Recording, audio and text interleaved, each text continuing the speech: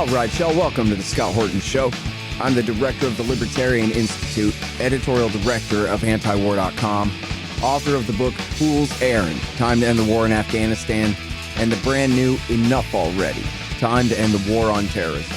And I've recorded more than 5,500 interviews since 2003, almost all on foreign policy, and all available for you at scotthorton.org.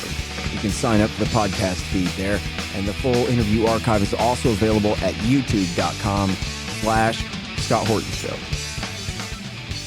Okay, you guys, on the line, I've got the great Dan McAdams. He is, of course, Ron Paul's right-hand man over there at the Ron Paul Liberty Report and the Ron Paul Institute for Peace and Prosperity, and for many years was Dr. Paul's foreign policy advisor in his congressional office. And, of course, he's great on all of this stuff. Welcome back to the show, Dan. How are you doing, sir? Thanks for having me back, Scott. It's great to be with you again. Very happy to have you here. So, in my upcoming book, if I ever do finish it, man, you're just going to love my treatment of the Rose Revolution of 2003 when old George W. Bush did a coup d'etat and overthrowed that thing over there. But I also have a little bit of a treatment about Georgia in 2022, right before the war broke out. They're still pushing their luck over there, and now there's sort of a reprise of that going on. So, but I don't know the extent of it, but I know that you're really an expert on Eastern Europe and NATO shenanigans over there in Russia's former sphere of influence, especially and including the Caucasus over there. So can you tell us, first of all, just who's who and what they're fighting about? Yeah, I mean, it's really interesting because there's no denying that NATO and the U.S. and what have you, they would love to open the Southern Front against Russia. And if they can leverage off Georgia into their camp, then it will be a huge victory for them because they're desperate now as they lose in Ukraine and continue to lose in Ukraine. Their two things are escalate in Ukraine, and we're seeing a lot of that now. We're seeing, I think Speaker Johnson just said, I'm urging President Biden to give them the green light to strike deep within Russia. Okay, that happened today. But at the same time, to cause problems for Russia on its flanks. And I think we saw that with the switch of policy in Armenia over the past 6 months to a year.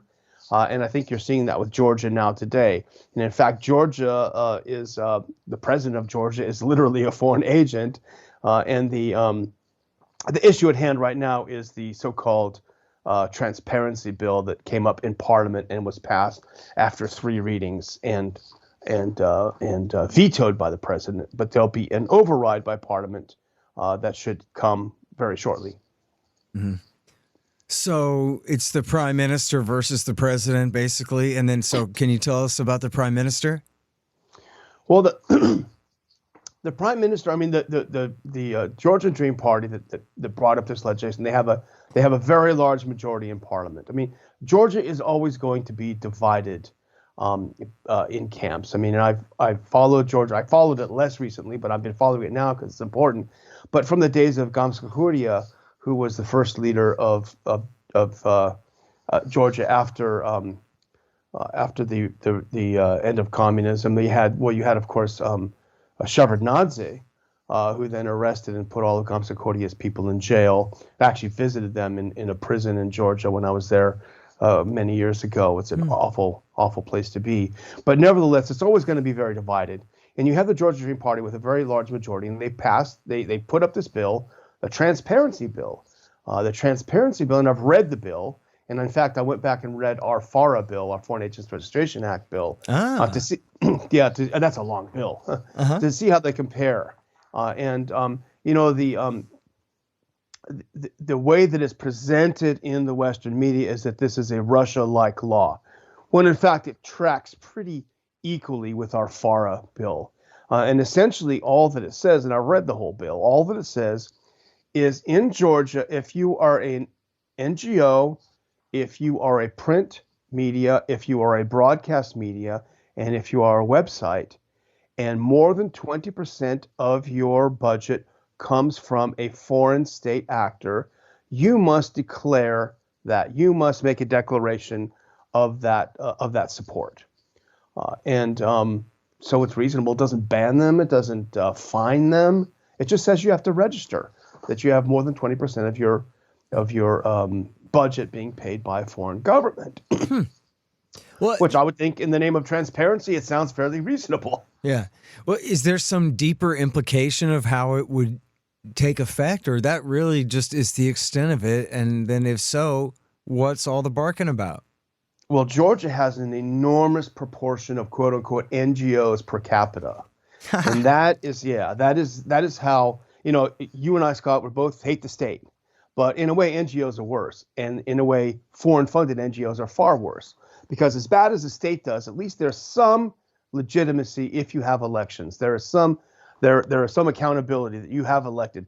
But when you have a foreign funded, quote unquote, nonprofit pressuring society, pressuring governments, then you have an absolute lack of accountability, hence lack of transparency, which is a real problem. I mean, if you're for democracy, for the sake of the word, let's say that, your democratic legitimacy comes from the ballot box. It doesn't come from George Soros. It doesn't come from the International Republican Institute or the National Endowment for Democracy or the all the different Stiftungen in Germany. It doesn't come from that.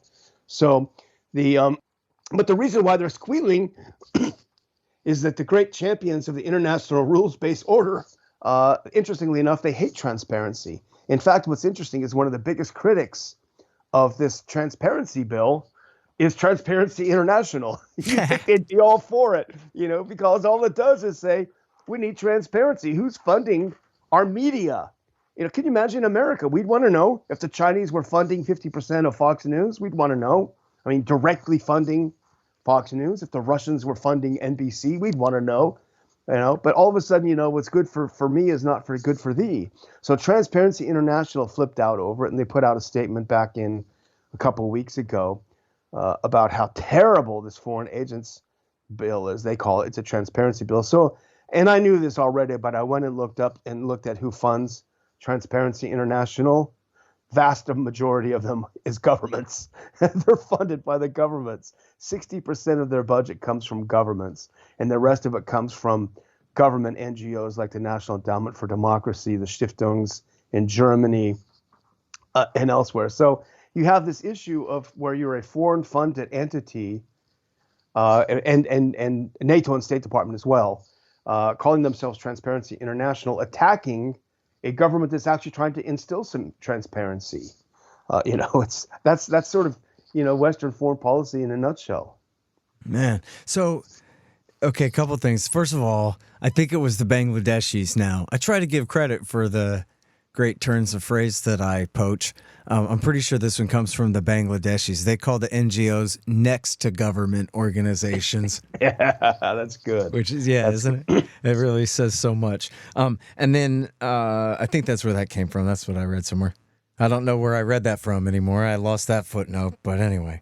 And then the other thing is, man, the NGOs, especially in places like Georgia, they wear all their intervention on their sleeve anyway. So much of it is right there on their websites, and the NED this and the Republican International Institute and the National Democratic Institute and all of the different Soros organizations and all these things. So if they're flipping out about this level of transparency when they really do already even boast about so much, I don't even know if you'd call it admitting it, right? Like, they are happy to take credit for all that they do most of the time. It really raises the question of who are they backing that we don't know about? Like, how much is the iceberg below sea level if this is what's apparent right in front of our eyes? And that's a great point, Scott, because, I did, when I was living in Central Europe, I did a lot of work on this and a lot of investigation. And a lot of things they do is they have subcontractors and subcontractors. So, by the time you dig through the pile of noodles, it's very difficult to find who's who and what's what. You could be a subcontractor for the State Department or for the NED or for USAID or something. And because it's sub, then it doesn't have to be listed. So you're absolutely right. This is just the tip of the iceberg, and they don't hide it very much at all. So, but the other thing that's interesting is you have these press freedom organizations. The International Press Institute put out a press release attacking this transparency bill, and they said it's terrible because it threatens independent journalists. And I thought, okay, what does that mean? We're talking about foreign government funded media entities. You're not independent.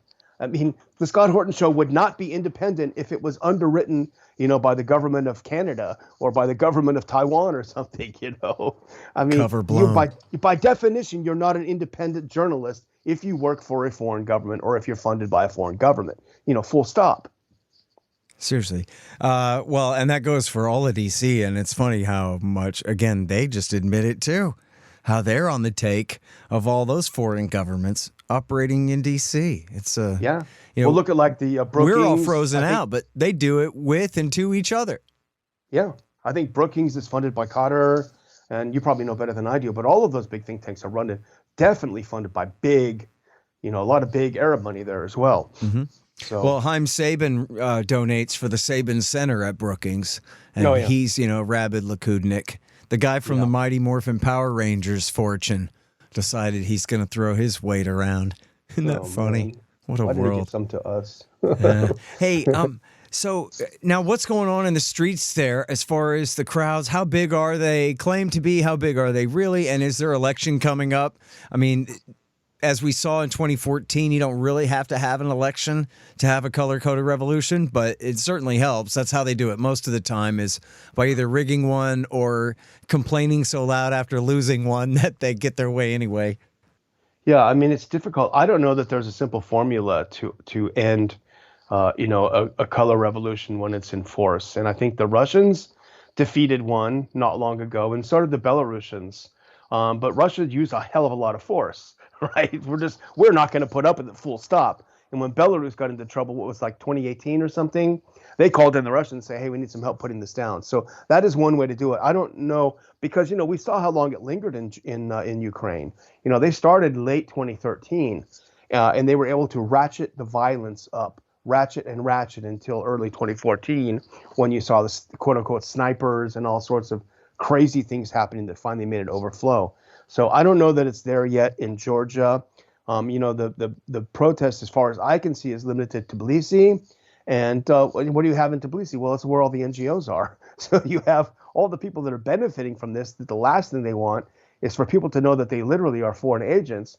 And what's ironic, Scott, is that in one of these protests, there literally were foreign agents in the crowd directing it. And by that, I mean the foreign ministers of Lithuania, Estonia, and Iceland were out there in front leading. So it's just, you can't beat the irony that here are foreign agents in Georgia demonstrating against a foreign agent transparency bill. Man, and the thing about that, I mean, first of all, it's reminiscent of what happened in 2014, where you had all these ambassadors out in the crowd, not just Newland, but a bunch of different European folk as well, especially Poles, I guess.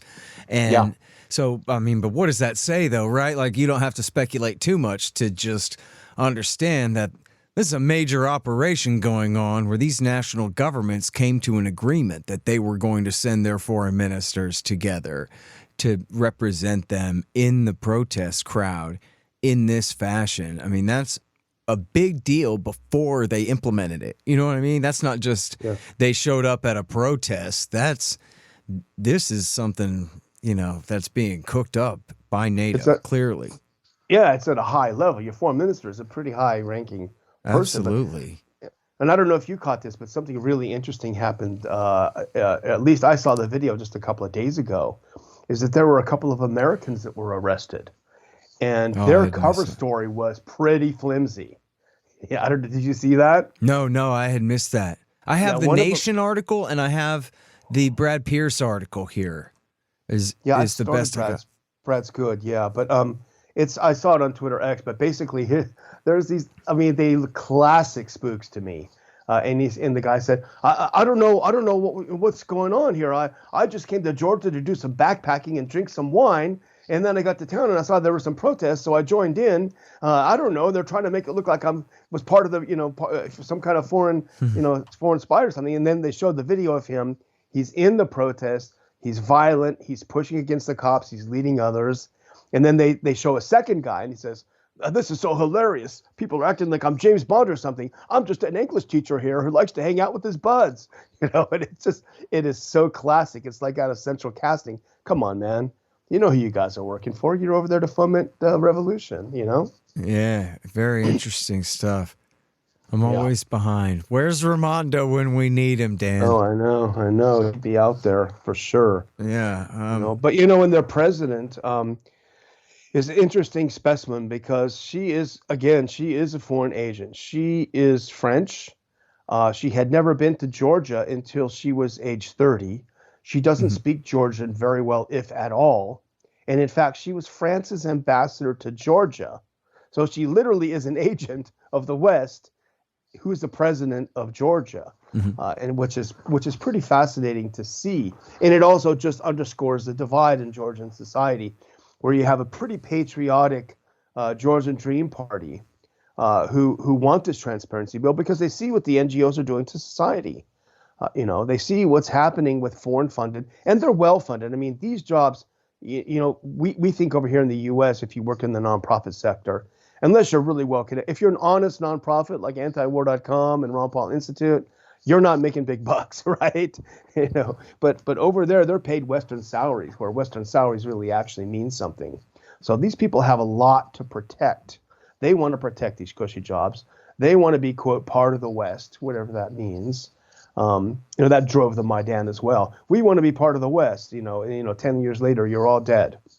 Yeah. But So you have to team up with a bunch of crazy to the right of the nationalists to get away with it. So good luck with that. Yeah, and we saw that. I saw that in Belarus, of course, in the Denim Revolution, where the opposition was extreme nationalist. Just like in Ukraine. I didn't see any Nazi symbols there, but they were very, very hard right. You know what? I quote you in the book. You wrote a great article for antiwar.com at the time about the Denim Revolution, but I'd be all ears if you just wanted to say whatever's on your mind about how you remember that thing going down. This is the failed color-coded coup of 2005, right? Yeah. I was there in the middle of it. I was in Minsk, and it was kind of surreal because everything the mainstream media was reporting was absolutely wrong. And I think I put that in the article that, they were waving flags of denim, in the main square. And I'm literally right there looking around, and no one's waving denim. All they are is sort of a bunch of, druggy looking skinheads gulping down beer and vodka and eating a bunch of food. It was in a lot of Western media there. So it was definitely not as it was being reported. The fix was in on the elections anyway. This was a presidential election there. And the OSCE already issued its report on the elections before the election happened. So there's that. This election is unfree and unfair. And in fact, I was at a count in one of the constituencies for the elections, and I watched the count very well. And I have to say, I still think, and this has been a long time ago, I still think it's one of the best counts I've ever seen. And I wish we had a system like they had there at the time, which is that representative of every political party running in the election was sitting around a big table. And then you had the electoral commission and his or her deputy, and you had other observers, and they were all around the table with a big pile of physical ballots. And they pulled one off the top, and the person from the electoral commission said, "This is a vote for so-and-so." And then it went around the table, and everyone looked at it, and if they agreed, they put it in a pile, for so-and-so. And if there was a dispute, then they would discuss it. And you would say that it's such an onerous task. It actually took a very, very short period of time. It was done very fast, and it was totally, totally transparent. So it was a very good, at least what I saw in the count was very good. But that didn't stop them from trying to overthrow the election at the time. And they came awfully close. Did they now? So talk about that part. Well, they had the media. They controlled the square. I mean, they started from before the election. The night before the election is always the quiet time. And they actually, in the main park, had a very loud, very hardcore heavy metal concert, with all the flags of the opposition parties and the representatives of the opposition parties giving speeches, all illegal according to their election laws, but none of them were broken up by the police. But you had, again, the media on their side. You had a lot of people in the main square. And at the time, Lukashenko was vacillating between the West and the East. He wasn't fully in Putin's camp as he is now. So it was, I'd say it was a pretty close situation at the time. Interesting. All right. So now you mentioned Zurabishvili. How do I say it? Yeah. Some people give I won't say, never mind. Yeah. Salome. She's French. She doesn't speak Georgian very well, if at all. Uh-huh. And she's an agent of Macron, essentially, you know. People say to me, Scott, how do you get so much work done all the time? Coffee. It helps keep me from falling asleep. And it tastes really good because I get it from Moondo's Artisan Coffee at moondosartisancoffee.com. Moondo's is kind of the anti-Starbucks in that their coffee tastes real good. They have lots of great choices, representing all kinds of regions, blends, and flavors. I'm drinking the Ethiopian presently. Hey, wait, also, do you like saving money on good tasting coffee? Right now you can get 10% off and help support this show if you just go to moondosartisancoffee.com/Horton. Find the link and the QR code in the margin at scotthorton.org. That's moondosartisancoffee.com/Horton. Hey guys, I had some wasps in my house, so I shot them to death with my trusty Bug Assault 3.0 model with the improved salt reservoir and bar safety. I don't have a deal with them, but the show does earn a kickback every time you get a Bug Assault or anything else you buy from Amazon.com by way of the link in the right-hand margin on the front page at scotthorton.org. So keep that in mind. And don't worry about the mess. Your wife will clean it up. Well, folks, sad to say, they lied us into war. All of them. World War I, World War II, Korea, Vietnam, Iraq War I, Serbia, Afghanistan, Iraq War II, Libya, Syria, Yemen. All of them. But now you can get the ebook, All the War Lies, by me for free. Just sign up for the email list at the bottom of the page at scotthorton.org or go to scotthorton.org/subscribe. Get All the War Lies by me for free. And then you'll never have to believe them again. Okay, so what's interesting here is I have this quote. I collect these things like Hot Wheels, you understand? So this one is, she told in 2008, I guess on a bad day, she told the French journal Heterodote, she said, these institutions were the cradle of democratization, notably the Soros Foundation. The NGOs which gravitate around the Soros Foundation undeniably carried the revolution. However, one cannot end one's analysis with the revolution, and one clearly sees that afterwards, the Soros Foundation and the NGOs were integrated into power. And then I go on and list some of the Soros associates who ended up getting important jobs with the Saakashvili regime in 2003 after the Rose Revolution there. And that's very interesting. Yeah, so she was the lady that, as you said, they parachuted her right in to take over the finance ministry, I believe it was, right? Yeah. This is like a few years later, and I guess there's some schism, some personal dispute in there that had her kind of blabbing her grudge to the media about that. But I just like that because it's sort of straight from the horse's mouth kind of a thing. That, yeah, that was really what happened. And that is interesting because you do see that elsewhere in the region. I mean, I think Eddie Rama, who's had a 20-some year political career in Albania, I think he came up through the Soros ranks. And so I think you see a lot, and that's one way to gain power because they probably know deep down there's no legitimacy in the NGOs, but they use that as a springboard to get into elected office. Yeah. I mean, in my book, I talk about Soros so much that I do kind of feel obligated to say, like, hey, by the way, I'm not really part of this, like, Get Soros movement, which, in fact, I think is probably run by Zionists because they're mad at him because he's not really a Zionist. And that's why they don't like him. And, like, whoever might think whatever they want about him. I'm just saying what's true that I found from my research through absolutely reputable journalism, and I don't know what to tell you. Like, this guy has been throwing heavy weight around for decades. I mean, he first was intervening in the Ukrainian presidential election in 1994 for Kuchma, and has ever since been over there. Well, Viktor Orban had a scholarship from Soros back in the 90s, and so he's a good spotter of people with a bright future. And that's why George Soros hates Viktor Orban and Fidesz so much, because Fidesz was his pet project. Fidesz and the SDS, the Alliance of Free Democrats in Hungary, were his big project. And Fidesz broke away and became more of a nationalist party. And they absolutely hate each other. But I agree with you, too. The right wing in America wants to see a Soros under every rock. And that's just intellectual laziness, I think. Yeah. But it's funny, though, because if you're talking about the color-coded revolutions and all that, well, there's a lot of Soros there. Sorry. I'm not saying he's responsible for everything in the world, but he sure does play a huge role in this. And according to his own boasts and his State Department friends and everyone else, too, it's beyond dispute. I mean, this is what he does. It's his job, self-appointed.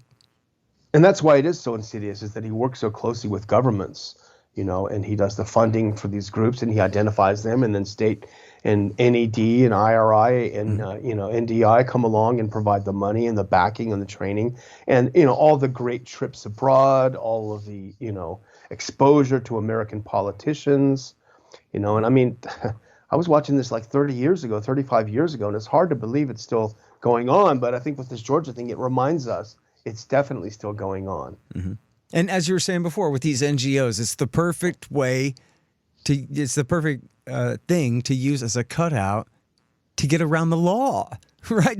That's the whole point of it, is to make it deniable so they can do things that the U.S. government is forbidden by some statute or the other from doing in other people's countries. They can't be unelected because they're not elected in the first place. Yeah. So look what happened in Slovakia. The Slovak public was sick of the obsequious, counterproductive policies of the previous government, isolating themselves from a good trading partner in Russia, being part of the war machine. And so they elected Robert Fico, but you can't, they change governments. You can't do that when it's an NGO because they're better funded and they can't be kicked out. Remember back when it was in Croatia, Franjo Tudjman was a right winger. And one of the last things he did before he got his own revolution is that he kicked out George Soros. So it definitely has its downfall if you want to stay in power. Right. Yeah. In my little treatment of that in the book, it's all about how they were about to overthrow the guy, but then he died anyway, like 2 weeks before the election. But then they still got their way and put their guy in there. That was one of their first real successes as far as the color-coded template type thing going on, I guess. The second or third on the list, I suppose. They hated Tudjman, for sure. Well, they sure backed him a lot before they didn't. Yeah, exactly. That's what happened. I mean, that's what happened. They hated him then, you're saying, right. Yeah, I mean, that's what happened to Sali Berisha in Albania. I mean, he was the favorite. He was the golden boy. And then he refused Clinton's request that the U.S. be allowed to use an island off of Albania as a listening post for the Yugoslav war because Berisha didn't want to be part of the war. And as soon as he refused that request, his days were numbered. That's when we had the 92 and the 96 civil war in Albania. Oh man, Dan, I gotta add a paragraph to my book now. Would you please send me a piece about that? Sure. Well, my source from that is a meeting with Sali Berisha in 96. So he told me himself what happened. Oh, okay. But, wow. Do you have that in writing, or I'll just cite this interview then? Yeah, or I'll write it up. Yeah. Okay, that'd be great. I collect these footnotes. You see, I got 4,930 something of them now and counting. So, God bless you for that, because you know what? I've got all these things rattling around in my more and more decrepit brain, and I wish I had done what you've done. You've done us all a huge service by keeping track of those things. Yeah. You know what, too, man? At some point, I'm going to have you read, especially the color-coded revolution stuff, and see if it jogs your memory about anything I'm missing, because I know that you've been good on this since before I was paying attention to it. Love to see it. Can't wait to read it. Playing catch up. We'll see what happens with that. So, but yeah, the listening post thing in Albania, I got a pretty good treatment of the Balkans, man. I think you'll like it, but I don't have that. So looking forward to it. That's great. Yeah. Okay, Dan, let me ask you about the shooting of Slovakia's prime minister.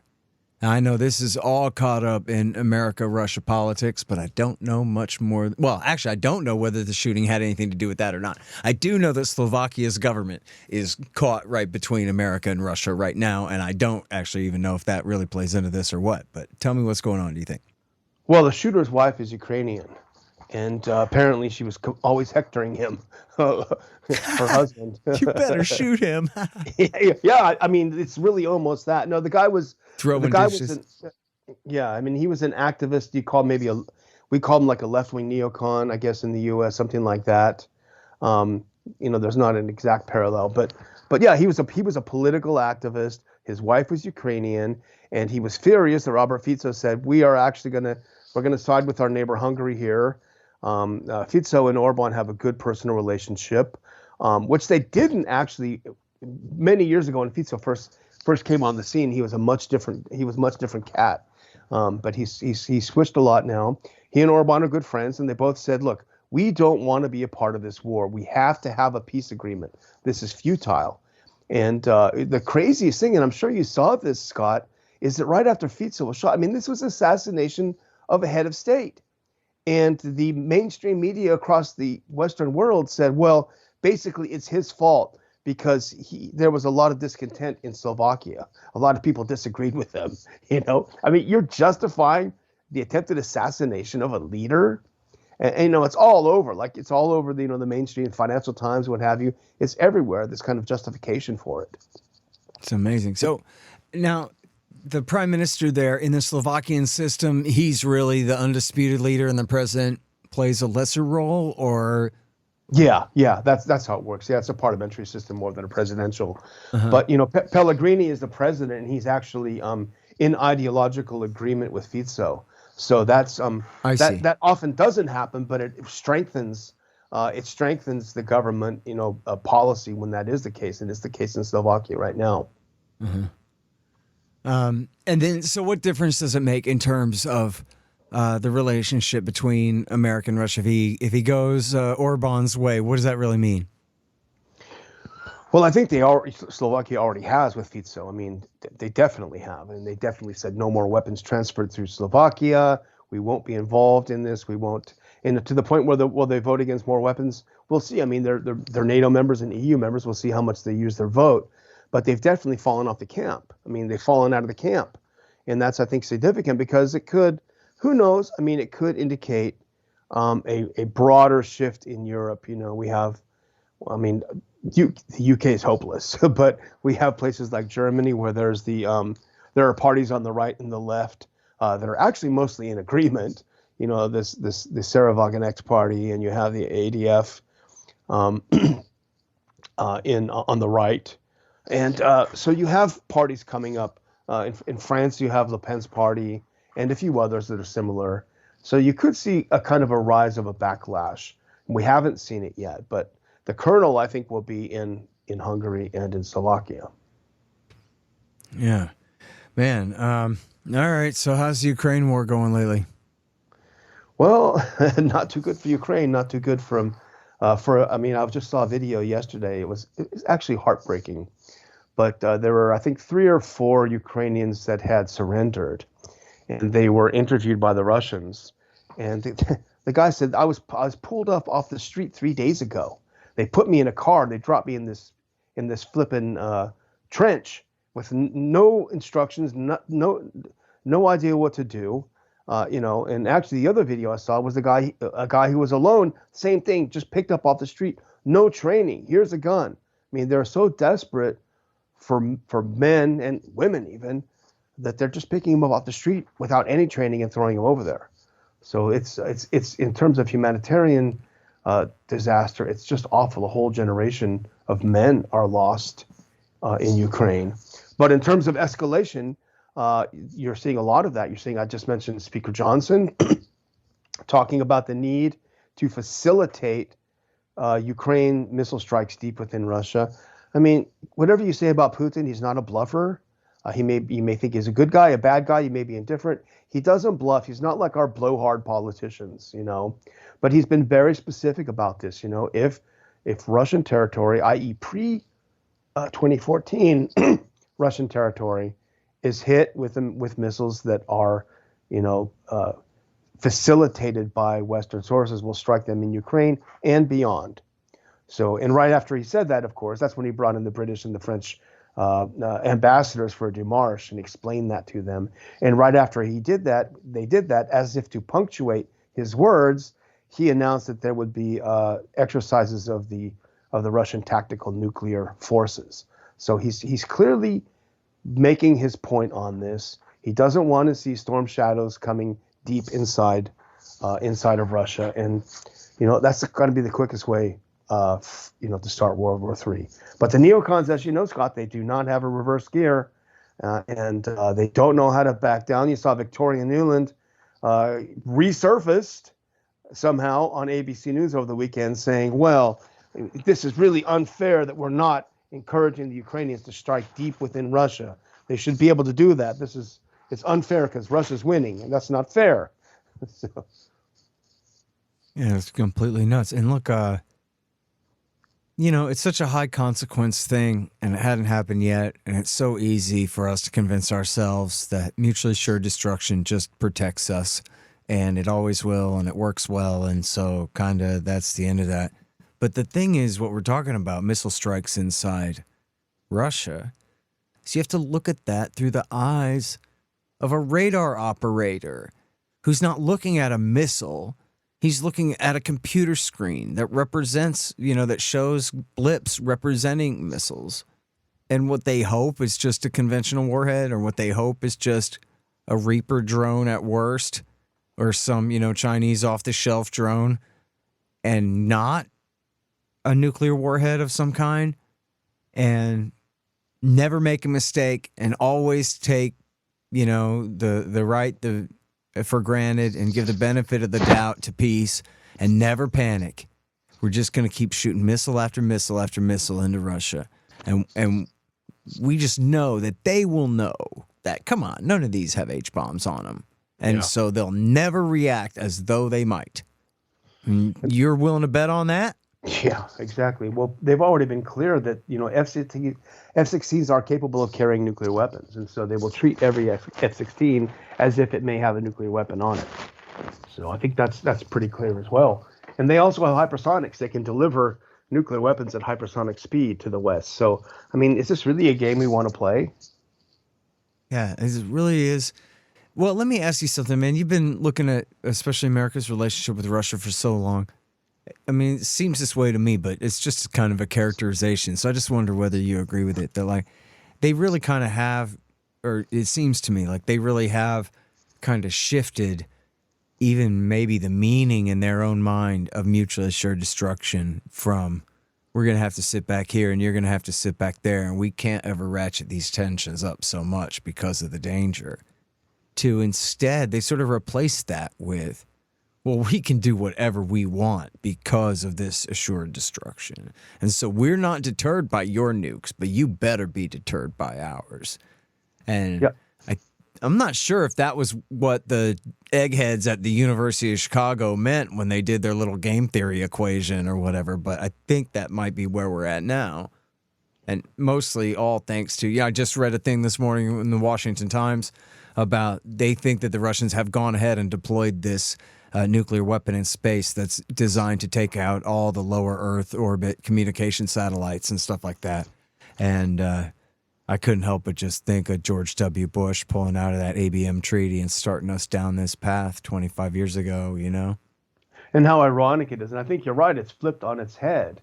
But at the time when we had a belief in mutually assured destruction and how it restrained foreign policy, that was a time when the Soviet Union was actively warning, as Nikita Khrushchev said, we will bury you. They were actively involved in promoting their system at the destruction of ours. And fast forward to today, and they're not like that. You may hate what Putin's done in Ukraine. You may think he's a bad guy. He's an authoritarian.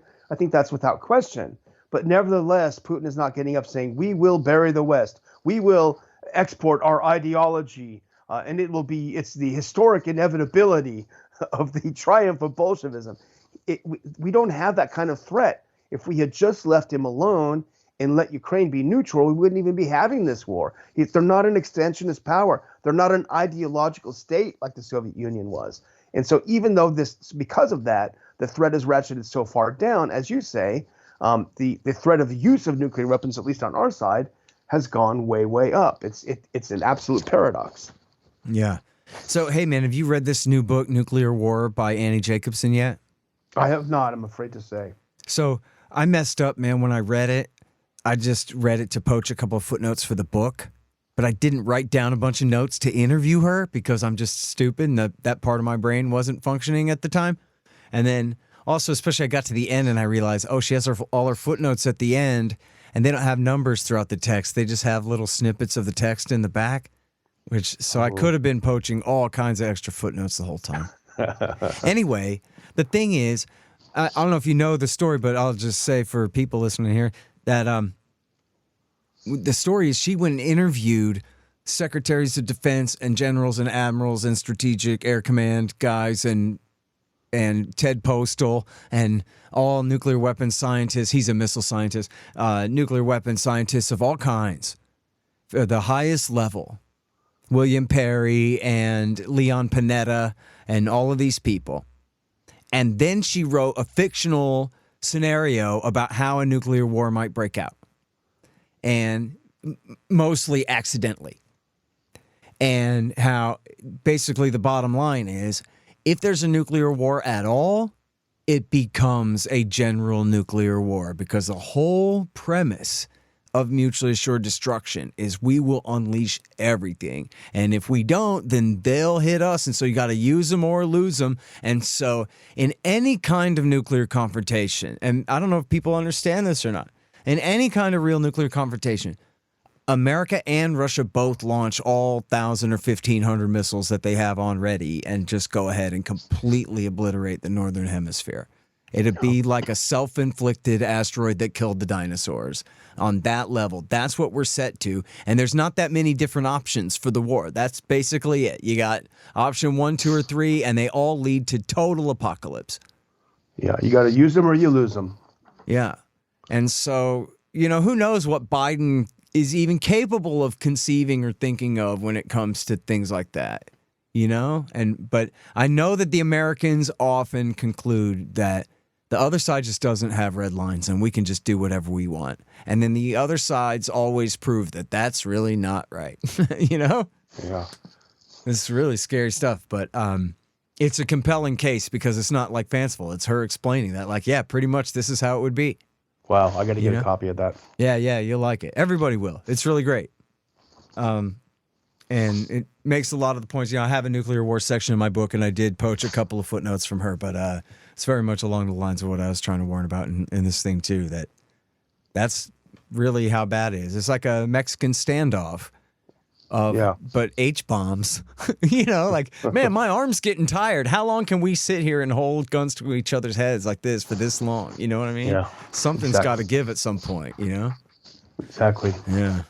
All right. Well, listen, I'm sorry. I've already kept you over time, and now I'm just ranting at you. But I love talking to you, and thank you so much for coming on the show and sharing all your great insight about what's going on over there, man. Really appreciate you. Thanks so much, Scott. It's great. All right, you guys, that is the great Dan McAdams. He is, of course, with Ron Paul over there at the Ron Paul Institute for Peace and Prosperity and co-host of The Great Liberty Report. The Scott Horton Show, Anti-War Radio, can be heard on KPFK 90.7 FM in LA, APSradio.com, antiwar.com, scotthorton.org, and libertarianinstitute.org.